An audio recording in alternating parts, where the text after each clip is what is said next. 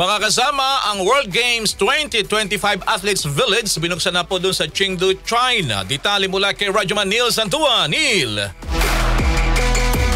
Mga kasama, formal nang binuksan ang Athletes Village para sa World Games 2025 sa Chengdu, China. Ilang araw bago ang opening ceremony sa August 7. Mahigit 4,000 atleta mula sa 114 na bansa ang sasabak sa 34 sports at 60 events. Kumpleto ito sa training facilities, medical support, dining halls at recreation areas. Ayon kay IWGA CEO Joaquim Goso, ang village ay simbolo ng pagkakaisa, respeto at paghahanda ng mga atleta para sa kani-kanilang laban. Tatagal ang torneo hanggang August 17, tampok ang non-Olympic sports gaya ng Muay Thai, tug of war, sports climbing, dance sports at iba pa. Para sa ating Arimen Sports, Radyo Maniel Santua Tatak. Arimen!